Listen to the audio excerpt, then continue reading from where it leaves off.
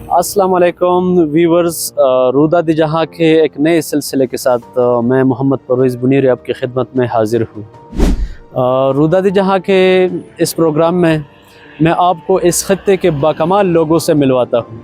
इस सिलसिले में आज हम जिस शख्सियत से आपकी मुलाकात करवाते हैं वो इस खत्ते के एक मरदुमखेज़ वादी नवागे से ताल्लुक़ रखते हैं। उनका नाम है आसिफ़। आसिफ़ ने इंतहाई मुश्किलात के बावजूद वो बेनाई से महरूम थे और उसके बावजूद उन्होंने हौसला नहीं हारा और अपना तालीमी सफ़र जारी रखा और आज बिहम्दिल्लाह उन्होंने अपनी BS की डिग्री मुकम्मल कर ली। तो इंशाल्लाह आज उनके साथ हम नशिस्त करेंगे।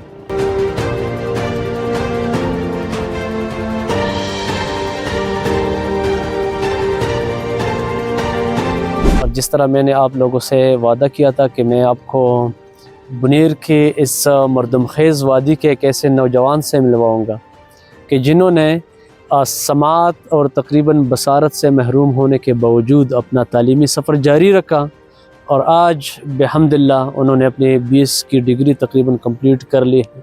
हमारे नौजवानों के लिए वो मशाल राह है और मोटिवेशन का एक ज़रिया है। तो बाकी तफसील इंशाल्लाह हम उनसे मिलकर ख़ुद उनसे पूछेंगे जो आपको अपनी तालीमी सफ़र के बारे में और तालीमी सफ़र के दौरान आने वाले मुश्किलात के बारे में ख़ुद बताएंगे। तो आइए मिलते हैं आसिफ़ के साथ। आसिफ़ ख़ुद अपना तारुफ़ करेगा आप लोगों के सामने। अच्छा आसिफ़, बताइए ज़रा हमारे नाज़रीन को अपने बारे में। बिस्मिल्लाहिर्रहमानिर्रहीम। सर पहले तो मैं आपका बहुत ज़्यादा मशकूर हूँ कि आपने इस थोड़े से टाइम में कीमती वक्त निकाल कर हमारे पास आए और हमें कुछ बोलने का मौका दिया। तो आपका फिर से मैं शुक्रिया अदा करता हूँ, बहुत बहुत शुक्रिया। और जी मेरा नाम आसिफ़ है, मेरा ताल्लुक़ नवागे से है, नवागे ज़िला बुनीर। मैंने इब्तिदाई तालीम अपने गाँव से ही हासिल की है। फिर उसके बाद मैंने अंग्रेज़ी अदब में इंग्लिश लिटरेचर में अगर कॉलेज में दाखिला लिया था। Very good. अभी रिसेंटली मेरी थीसिस चल रही है, बस कंप्लीट होने वाली है। BS की जो डिग्री होती है तो उसकी तकमील तो काफ़ी मुश्किल काम है जी। और हमने सुना है बल्कि हमने देख भी लिया कि आपकी बेनाई का भी मसला है, साथ साथ समात का भी मसला है। तो इतनी मुश्किलात पे काबू पाते हुए किस तरह आपने ये सब कुछ मैनेज किया और आपको मतलब कितनी मुश्किलात आई कॉलेज तक जाने में, एजुकेशन के हुसूल में, तो ये ज़रा मुख्तसर अल्फाज में बयान करें। जी आपने बिल्कुल दुरुस्त फरमाया। मुझे बेसिकली मुझे विजुअल डिसेबिलिटी है, तो उस लिहाज से मुझे बहुत तकालीफ का सामना करना पड़ा थ्रू आउट एजुकेशन। जो मेरी कैरियर है सिर्फ BS के लेवल पे नहीं, स्कूल लेवल पे भी मुझे बहुत तकालीफ होती थी, लेकिन अल्लाह के रहम करम से और वालिदैन के सपोर्ट से और कुछ मेरी अपनी भी थोड़ी सी स्ट्रगल है, तो उस लिहाज से मैं अल्लाह ताला ने रहम किया और इख्तिताम तक पहुँच गया। इंशाल्लाह आगे भी मेरी ये इरादा है कि मैं MSB करूँ, मतलब BS के बाद MS या MPhil करके आप जी इरादा है अंग्रेज़ी अदब में नाम कमाना चाहते हैं। जी जी। और मैंने जो है ये मेरे अपनी शौक भी थी, तो पैशन की वजह से अल्लाह ताला ने रहम किया। और ये जज्बा और ये पैशन तो फिर सारी मुश्किलात को आसान बना देते हैं। Very good. नाज़रीन, आसिफ़ के बारे में इतना तो आपको पता चला, मगर आसिफ़ की ज़िंदगी जो है वो मुश्किलात से भरी हुई है और मुश्किलात के साथ साथ हौसला, हिम्मत और जज्बा भी मौजूद था जिन्होंने उसको इस मुकाम तक पहुंचाने में अहम किरदार अदा किया। अच्छा आसिफ़ से मैं पूछना चाहता हूं कि इस सफ़र में जब आप कॉलेज जा रहे थे, कॉलेज तो काफ़ी दूर था आपके इलाके से, तो कितनी मुश्किलात का सामना करना पड़ा किताब पढ़ने में, लिखाई करने में, तो इस पे थोड़ी सी रोशनी डालें।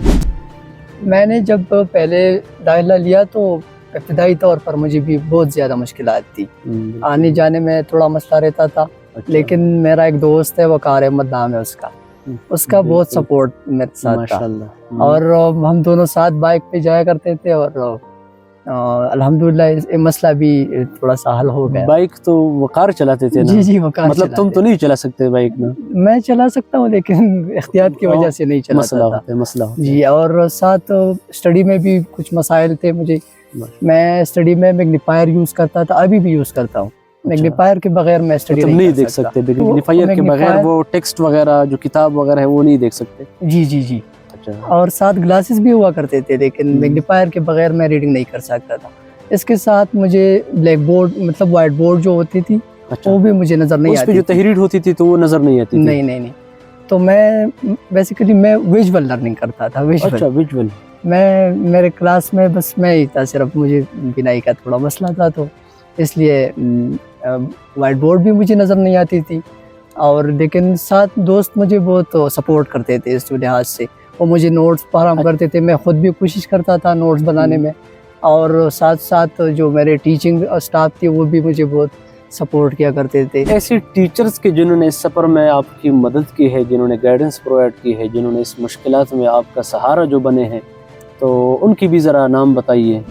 جی میری ٹیچنگ سٹاف تو بہت کوآپریٹیو تھی میرے ساتھ, خاص کر میرے ساتھ بہت زیادہ کوآپریٹیو تھی. اچھا. وہ تھرو آؤٹ دا کیریئر جو میری بی ایس کا ہے.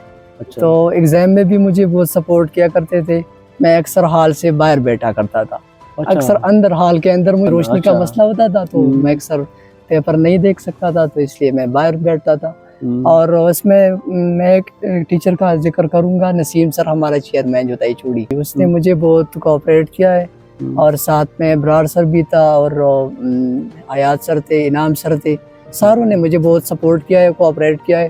خاص کر میرے چند دوست تھے, ان میں سے ایک عمیر نام ہے اس کا, اور ڈگر سے تعلق رکھتا ہے, اس نے بھی مجھے بہت سپورٹ کیا ہے. تو اس لحاظ سے میں کبھی اپنے آپ کو اکیلا محسوس نہیں کیا.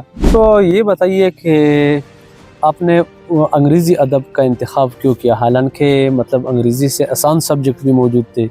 اب اردو لے لیجئے, پشتو ادب ہے, اور بھی بہت سی چیزیں ہیں, تو اتنے مشکلات کے باوجود آپ نے انگریزی کا سلیکشن کیوں کیا؟ جی میں جب میٹرک میں تھا تو اسی ٹائم سے میں نے یہ ڈیسائیڈ کیا ہوا تھا کہ میں جب بھی اس میں داخلہ لوں گا تو میں انگلش لٹریچر میں داخلہ لوں گا, کیونکہ میری پیشن تھی, میرا ایک شوق تھا. تو اس لحاظ سے میں نے انگلش لٹریچر میں داخلہ لیا. انگریزی جو انگلش لٹریچر ہے اس کے ساتھ مطلب انگیج ہونے سے بندہ جو انسانی مطلب فطرت ہے, جو ہیومن ایموشنز ہے, جو ہیومن نارمز ہے, جو مطلب وہ امیجنیشنز ہے, اس کو آپ کریٹیکلی انالائز کر سکتے ہیں. اور مطلب تھرو لینگویج, جو انگلش لینگویج, تو آپ جو ہے مختلف سٹوریز, مختلف قسم کے ناولس کے ساتھ انگیج ہوتے ہیں, جو انسانی مسائل پہ, جو انسانی ثقافت ہے, جو مطلب وہ مختلف قسم کے سٹائرز وغیرہ ہے, اس کو جو ہے مطلب وہ ایکسپلور کرنا اور اس کے ساتھ مطلب ان ٹچ رہنا. انگریزی ادب میں جو فیورٹ رائٹر ہے تمہارا, مطلب جو شاعر ہے, جو کرٹیسزم کے حوالے سے ہے, جو ناولسٹ ہے, تو اس کے بارے میں ذرا بتائیے. آپ نے جیسا سوال کیا کہ آپ کے مطلب فیورٹ رائٹرز کون ہیں, تو ایسے تو بہت زیادہ ہے انگلش لٹریچر میں. اس میں سے چند ایک میں آپ کے سامنے جو ہے جو میرے فیورٹ ہے, اس میں 2-3 نام آپ کے سامنے میں بیان کروں گا. اس میں پہلا نام ہے شیکسپیئر, مارلو شیکسپیئر جو ہے. تو شیکسپیئر جو ہے ایک بہت بڑا نام ہے انگلش لٹریچر کی دنیا میں, ایک بہت بڑا کنٹریبیوشن ہے اس کا. اس کو ہم انگلینڈ کا جو قومی, جو نیشنل پوئٹ ہے, اس کو ہم بھی قومی شاعر, جی قومی شاعر ہے انگلینڈ کا. اور اس نے ساتھ ساتھ ڈرامے بھی بہت زیادہ لکھے ہیں. اپنے ڈرامے اور پوئٹری کے ذریعے اس نے انسانی جذبات اور ہیومن ایموشنز ہے, جو یونیورسل ایموشنز ہے, ان کی عکاسی ڈیپلی بیان کی ہے. اس میں سے ایک دوسرا نام جو ہے وہ جیفری چاسر کا ہے. اچھا, جیفری چاسر, وہ تو کرٹیسزم کے حوالے سے ہے. اچھا, کرٹیسزم کے حوالے سے. تو اس نے بہت بڑا کام کیا ہے کرٹیسزم, تنقید نگار, انگلش کرٹیسزم میں اس نے بہت زیادہ کام کیا. جیفری چاسر نے کرٹیسزم میں اس نے جو ہے کامیڈی میں, سیٹائر میں, اور جو مطلب رومانٹسزم اور رومانٹک پوئٹری جو ہے اس میں جو ہے اس نے بہت زیادہ جو معاشرے کی اس ٹائم کی, جو میڈیول ٹائم کی جو ہائپوکریسیز تھی, وہ سوسائٹی کی جو مطلب پارٹس تھے, اس کو بہت زیادہ کرٹیسائز کیا ہے. ناظرین, آپ نے آصف کے بارے میں تو بہت کچھ آپ نے سنا. آصف کی جو شخصیت ہے وہ ہماری نوجوان نسل کے لیے ایک مشعل راہ ہے, کیونکہ جتنے مشکلات کے باوجود انہوں نے حوصلہ نہیں ہارا ہے. انہوں نے حوصلہ, ہمت اور جذبے کے بل بوتے پہ اپنا تعلیمی سفر جاری رکھا ہے.